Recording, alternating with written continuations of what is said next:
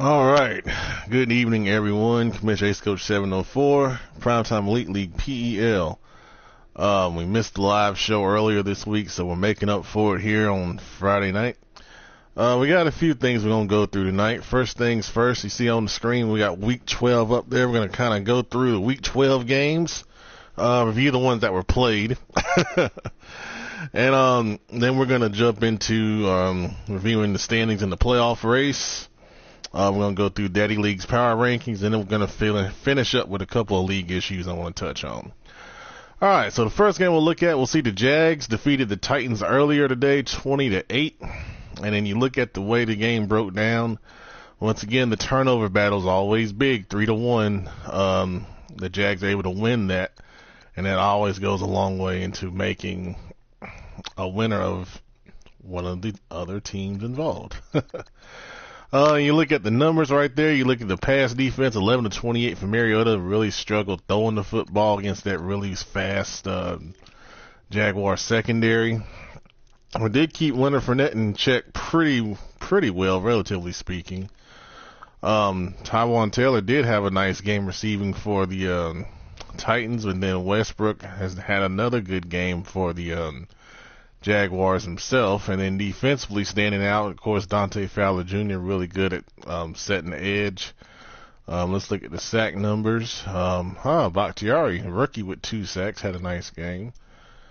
And then interceptions, we see Jacksonville had those 3 from 3 different players, guys that have all done a really good job for them throughout their tenure here. This Madden in the PEL. And a huge game here. The 49ers defeat the Texans 52-0, and man, I tell you, it's tough, man. He's been hanging in there, but I kind of felt like this game would get out of hand. You see 9 turnovers there for the Texans, probably a lot of defensive touchdowns for the 49ers. That's hard. That's real hard. And it's, oh my goodness, 9 interceptions. That's a lot. 7-24.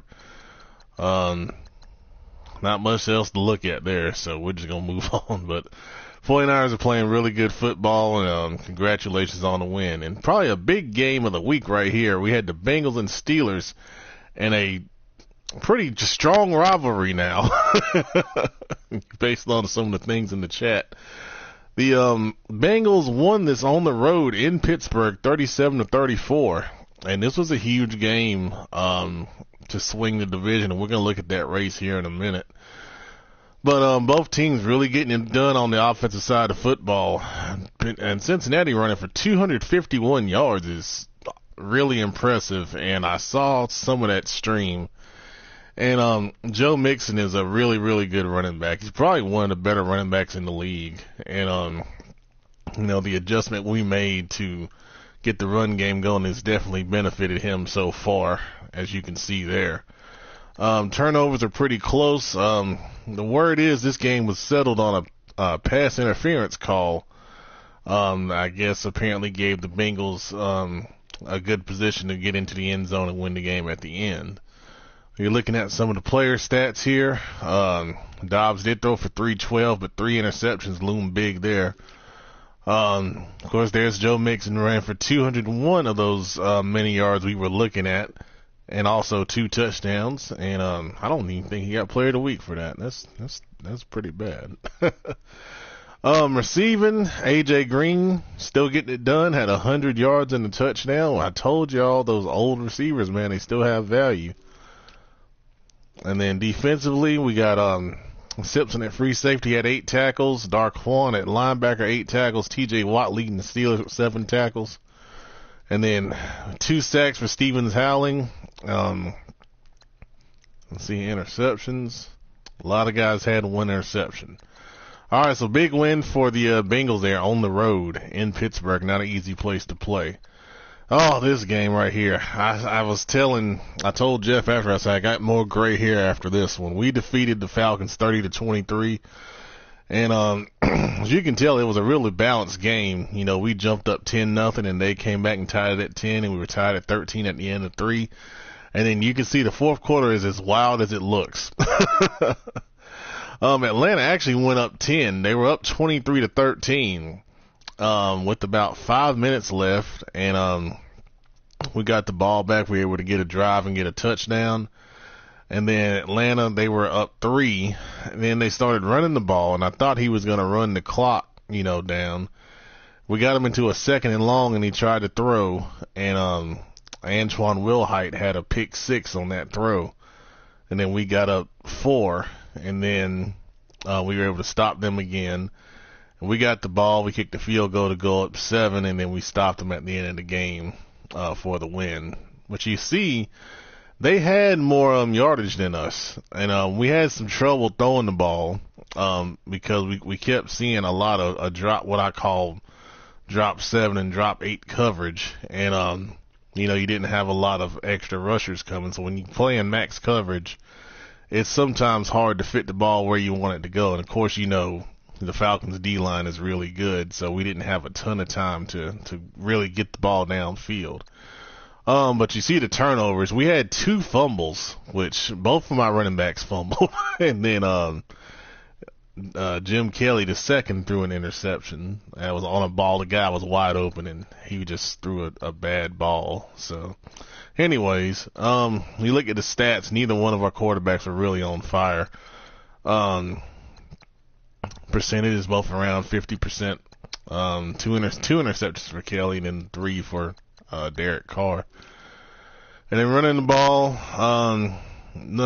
Perrine was actually running pretty good at the end. That's why I was surprised he threw the ball, even though it was 2nd and long. But that really was the difference in the game, that turnover we got there. Freeman did all right. And then Pollock did all right. And then Roberts got in, and I thought he fumbled too, but maybe, I don't know. Anyways. Corey Green did a good job at receiver. He caught a couple balls that I thought were just ridiculous. But he's one of the best in the league for good reason. And then we kind of mixed it up on our receiving end. Defensively, Rudy Ford did a really good job in stopping the run, coming up 8 tackles. And then this guy Jones was a monster. He was deflecting balls over the middle to go along with those tackles that he had. He really annoyed the hell out of me. Jordan Willis led in sacks on 1.5 sacks. And then interceptions, we had some big ones. There's Will Hite, 69-yard return for a pick 6. That was the only one that was for a touchdown in the game. But good game. Stressful game, but it was good. I'm glad Jeff was able to play. Seattle defeats the Colts 20-0. Look at that, man. That Seattle defense is ridiculous. We thought that was going to slow down a little bit as time went on, but no, it's not the case. 2 turnovers there. And you know what you're going to get with Seattle. They ran the ball for about 150 and, play possession football and lean on their defense to win. So that's a style that's kind of, hard to play against when you don't see it that much. And you really don't in this league, I don't believe. And then Craig right there with a big game, 134 on the ground with a touchdown. That's a good job there. You're not going to see many receiving yards. And of course the Colts would lead in tackles, playing that kind of possessive style of the Seahawks. And then the Seahawks with a ton of sacks. What is that, 7 sacks right there? Yeah, see, the Seahawks had 7 sacks. Good gracious. I want to get them out of that aggressive rush. That's definitely the case. Okay. What else we got? Chargers defeat the Giants 27-10. I watched some of that game. It was impressive for the Giants only to have 1 turnover, but they just couldn't keep drives going. That was the big thing. And you see the 278 rushing yards by the Chargers, and Melvin Gordon won, I think he won a player of the week on Daddy Leagues for all of those yards that he was able to get. Popek was the quarterback. I don't know if Webb was hurt. I guess he was because he had sacked twice, so that's why this guy was the quarterback. But then Rivers only threw for 89 yards, so, he's channeling some of that Seahawk type of offense there. And there's Melvin Gordon, 18 for 212 and 3 touchdowns. Very impressive right there. Receiving, no one really standing out too much. And then defensively, you got a few guys with a few tackles there.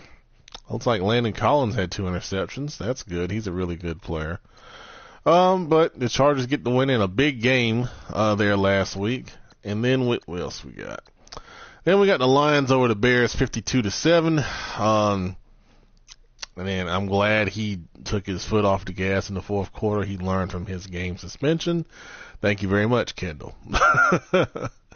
But you see the difference. 6 turnovers for the Bears, none for the Lions, and that makes it a lot easier. And it's already a tough game when you play the 2-time champs like that. And Trubisky had 5 interceptions, 4 sacks. Kai had a perfect QB rating. So good job for the Lions in that one. We'll look at the stats just to see if anyone stands out. Did go over 100 yards. Mr. Ngokwe, I guess.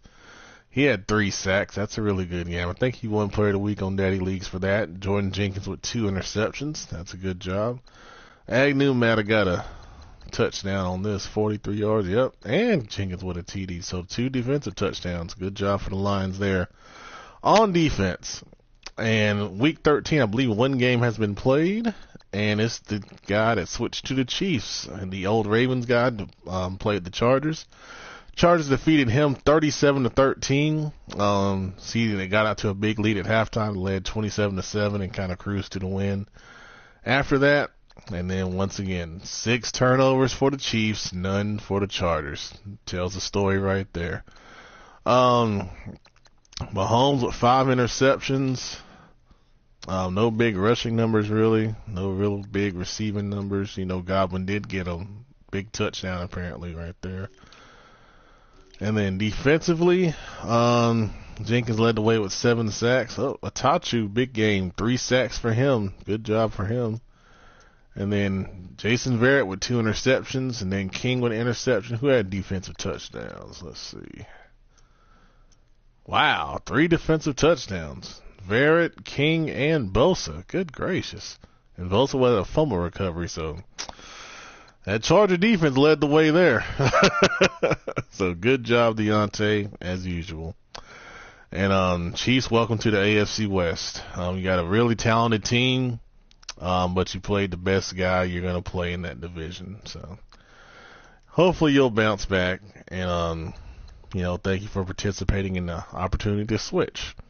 Now let's take a look at the standings in the playoff race in both conferences. We're going to start with the AFC North. So this is the most competitive conference in the league. You got the Browns at 8-3, the Bengals at 8-3, Steelers 7-4, Ravens are now a CPU team that's open. These 3 are just beating up on each other, man. And I would hope, just because of the way it is that all 3 of these guys get in the playoffs. But once we get toward looking at the wild cards, that's not necessarily the case. Who has the advantage in the division right now?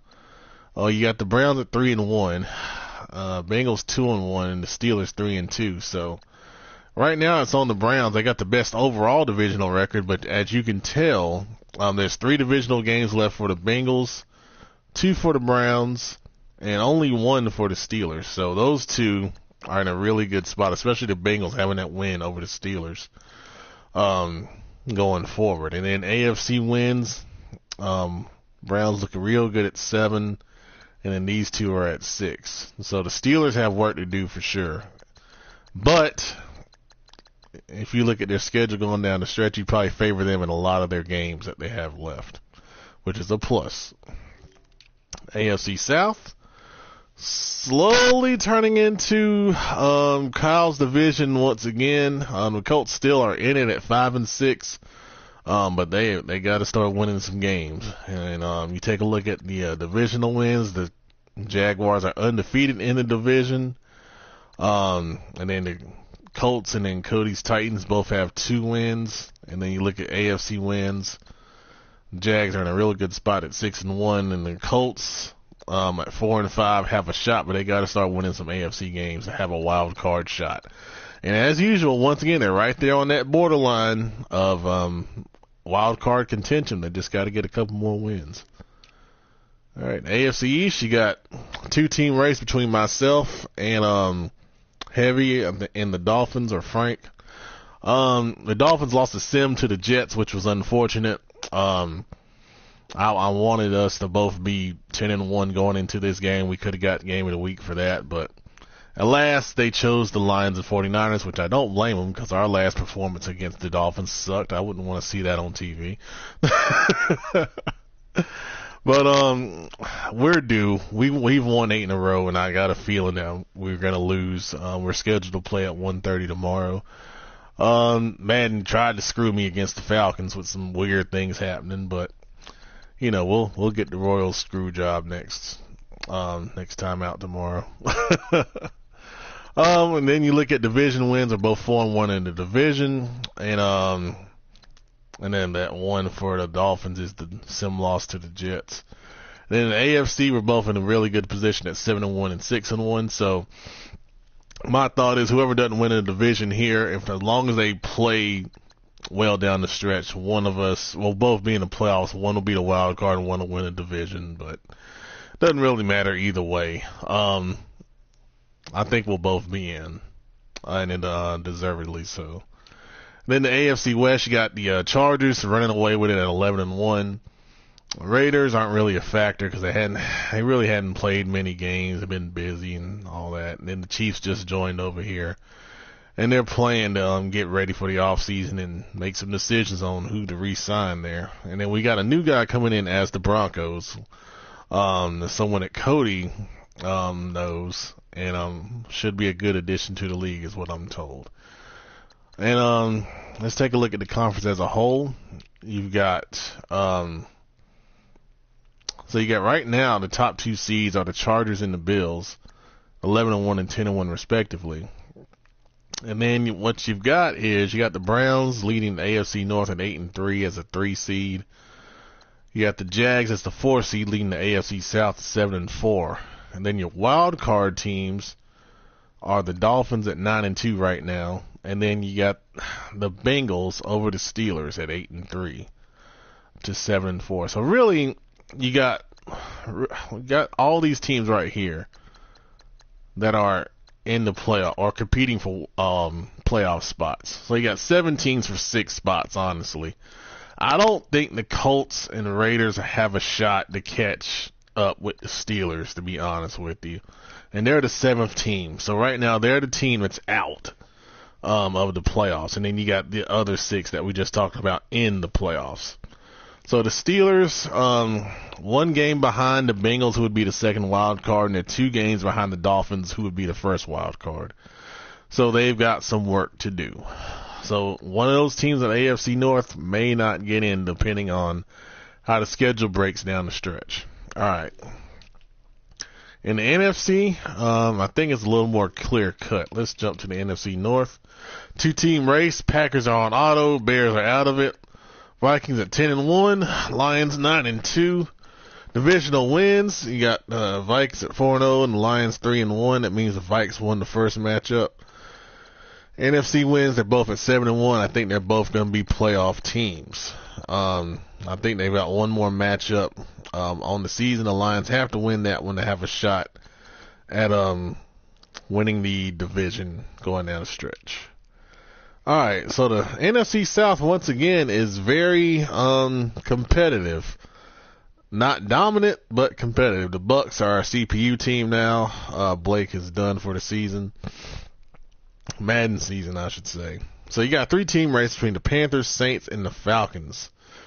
Panthers doing well to get back to respectability after a very bad year last year. And then the Saints are always tough when he's able to play. And then Jeff, like I said, we just played. That was his first game with the new sliders. He's gonna be tough. I think the sliders really help the way that he plays overall. So then you look at the division wins. This is why Jeff's not out of it. He's 3-1 in the division. The Panthers are done with the division. They're 4-2. Then the Saints have 2 more divisional games and 2-2 in the division, so they can tie the Panthers. But Jeff can pass those guys if he wins out in his final 2 divisional games.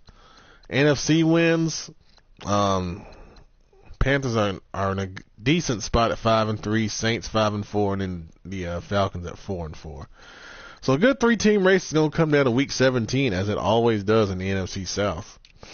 NFC East 2-team race, and it's almost sewn up. I know the Eagles defeated the Giants before. They may have one more game, but they got a 3-game lead right now. We're in Week 13, so they can almost wrap this thing up, and they're also undefeated. And you look at why they're undefeated, look at their stats. Only 118 points given up all season, so that defense is really playing well. And then you look at divisional wins. They're 4-0, Giants 3-1. Actually, the Giants have lost 3 in a row, so they got to get that corrected and get off of this schneid they're on. But they're still in a good spot. NFC wins, there's 8 for the Eagles and 7 for the Giants, so they've done well to get themselves in a good spot to compete for a wild card. And then the NFC West, you got a 2-team race between the 49ers and the Cardinals. 49ers at 10-1, and then his defense is playing well, and then the Cardinals at 8-3. 2 games behind them, but they still have a shot. I know the Cardinals lost the first matchup. They may have one more. Divisional wins, you got 4-0 for the 49ers, 3-1 for the Cardinals. The only loss to the 49ers. And then NFC wins, 49ers are 7-1, really good spot. And Cardinals 5-3, they're on that edge. They got to get a couple more wins in the NFC to really solidify their chances. All right, so then let's take a look at the NFC playoffs. Top 2 seeds right now are the Eagles, and Madden gives it to the 49ers. So the Vikings will be the 3 seed out of the NFC North. And let's see, 4th seed would be the Panthers right now, out of the NFC South as a divisional winner. And then your wild cards would be the Lions at 9-2, and then Madden is giving it to the Giants at 8-3. So still in wild card contention. Cardinals at 8-3, Saints 6-5, and I don't think the Falcons can make a wild card push at 5-6. I think their hope is the divisional race there. Only 5 wins. You're 3 games behind the Giants, who are the final wild card. Your only hope is winning the NFC South there, Jeff. Okay. So once again, right now in the playoffs for the NFC, number 1 is the Eagles, number 2 49ers, number 3 the Vikings, number 4 are the Giants. Wild cards are number 5 the Lions, and then number 6 the Giants. Okay. So that's where we are in the NFC playoff picture. All right. So now we're going to jump to, as soon as I find my little agenda.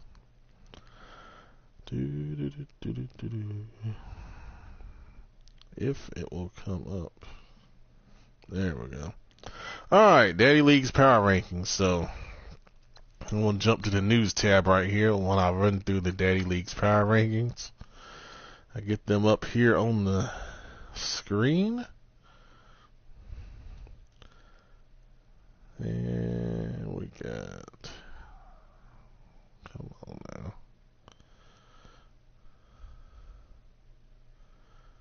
If they'll come up. Okay, here we go. Alright, so according to Daddy Leagues, here are the way the teams break down in the PEL. We've got the Eagles at number 1, the Chargers at number 2, 49ers number 3, Vikings are number 4. The Brooklyn Bills, myself, are number 5. Detroit Lions are number 6. Miami Dolphins are number 7. Cleveland Browns number 8. New York Giants number 9. Cincinnati Bengals number 10. Arizona Cardinals are number 11. Pittsburgh Steelers are number 12. Jacksonville Jaguars 13. The Carolina Panthers are 14th. New Orleans Saints are 15. The Atlanta Falcons are number 16. Oakland Raiders 17. Indianapolis Colts 18. Baltimore Ravens 19. Green Bay Packers 20. Washington Redskins 21. Seattle Seahawks 22. Weird. Tennessee Titans are 23. New York Jets are 24. Chicago Bears are 25th. Houston Texans are 26th. Denver Broncos 27th. Kansas City Chiefs 28th. New England Patriots 29th. Dallas Cowboys 30th. LA Rams, ram it, 31st. And Tampa Bay Buccaneers are number 32 in the power rankings, brought to you by DaddyLeagues.com. All right. So those are the power rankings. Daddy Leagues did them. I didn't do them. I just read them. All right. Before we jump into league issues, we're going to look at stat leaders for the league. Well, actually, no, let's not look at stat leaders. Look at awards. So who's winning in awards right now for the year? We'll finish up on that note. So once again, Brad Kaya is the leader for the league MVP. Coach of the year, Chargers right now. Why are they over the Eagles? I have no idea. That's crazy to me. Undefeated team should be the coach of the year winner automatically, but that's what we got right now. Let's jump to the NFC awards. Right now, Brad Kaya is offensive player of the year. Defensive player of the year is Deion Buchanan. Okay. Offensive rookie of the year, Grant Fox, quarterback for the Cardinals. Defense, Darnell Blake for the 49ers. Best quarterback, Brad Kaya. Running back, Mr. Strickland. I've seen him on some streams. He runs really well. Best receiver, Josh Malone, getting it done for the San Francisco. OL, Jerry Carrier for the 49ers. Best DL, Solomon Thomas. No surprise there, 49ers. Best linebacker, Watts. God damn. Watts Kitchen for the 49ers. Best DB, Andrew Adams. There's somebody different for the Giants. And then the best kicker, Dustin. Really? Like you need more awards. Good gracious. Okay. AFC award. Offensive player of the year, Fernando Sullivan for the Dolphins. He's also a rookie. Very good player. Excuse me. Defensive rookie of the year, Jeremiah Tachu. Right now for the Chargers. There's Sullivan again, offensive rookie of the year. Defensive rookie of the year, Mr. Bryant Boyle for the Browns. Probably a linebacker is my best guess. Best quarterback, Jim Kelly II. There we go. For the Brooklyn Bills. Best running back, Mr. Sullivan once again. Best receiver, Philip Dorsett for the Colts. On his ass is Cassius Porter. Come on, Cassius. Best OL, Le'Veon Drayton for the Bills. Best DL, Jeremiah Tachi once again for the Chargers. Best linebacker, Ryan Shazier for the Steelers. No surprise. Best DBA, Trey White for the Bills. And the best kicker is Chris Boswell of the Steelers. I knew you liked that drama there. All right. Okay, so let's finish up with some league news. As you know, we talked about it. We got 4 teams open. We have the Cowboys. Well, actually 3 teams now because we do have the Broncos taken. So we have the Cowboys, the Ravens, and the Buccaneers are all open. Okay. Recruiting bonus is in effect. I won't say what it is, but it's really great. It's the best recruiting bonus we've ever given before. If you want to bring someone in, I know it's year 5 and Madden is, dwindling down and it's been frustrating. And I appreciate all of you guys staying in there with it. I think the slider changes have made it more fun to play. I listen to you guys try to make it, what you guys want it to be. I'm sad that some guys didn't give it a chance. That's why we have the openings. And then in most cases, then we had one that had some real personal stuff going on. Make sure when you, schedule your games, just, post when the game is scheduled because, on advance day, I try to reach out to everybody and the reason why I do that is I'm trying to find out if we can advance early because we like to keep things moving and we don't want to waste time and especially if people aren't going to play, or they're going to sim or whatever. So just let me know that. And what we're going to do going into next Madden, we're not going to do it this Madden just because I know the interest is fading and I don't want to put more on you guys, now. But next Madden, we're going to have a scheduling chat. And then the matchups will be posted in that scheduling chat. And then I'm going to look through that scheduling chat. You're going to have to tag someone, and then I need a posted time to be posted in the scheduling chat. If that posted time is not there on advance day, we're going to fair sim it. And I don't care, if you agreed to it and if you didn't post it. It's going to have to be posted in there. or otherwise it's going to be a fair sim.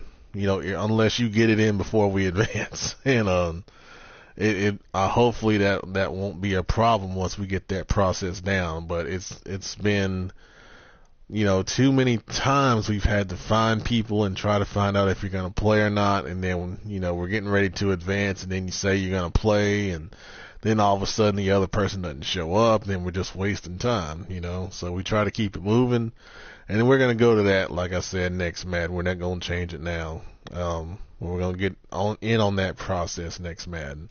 Also, just so you guys know, we're going to do a draft, a random draft for the order that we're going to pick teams in for Madden 19. And like I said the other day when I was talking to Blake before he left, I said not everyone's going to make it because you have to be in good standing with the league. And we've gone through this before. We did it last time for this Madden. I told everyone what they needed to do to be in good standing, and we won't do that for a couple months because we're not that close yet. It'll probably be done in May. That's when we did it last year. We'll do it again in May this year. But if you're not in good standing, you won't be invited to play in Madden 19. And we've got some things coming that, as long as the interest is there, I'll do more. And as long as I can. And that stuff's coming. And you see other leagues doing all the broadcast stuff. We don't have that kind of time, to be honest with you. So we try to do the articles, we try to do the live show, and then we try to do the storylines, which is kind of faded a little bit because we haven't had the interest. So if we don't have the interest, then everyone has lives, and we're gonna go with that, man. So you guys drive how much you want it to be, but the live show is always gonna be here. Okay, I'm always gonna be committed to that at some point. Usually it's Tuesdays at 10, but if it's not, then we get it in at some point in the week. All right, that's it. That's the end of the show. A lot of guys didn't watch it live because I didn't post it, but it'll be up in playback. So once again, if you do watch this all the way to the end, thank you. Appreciate it. And we'll see you next week. Thanks, guys.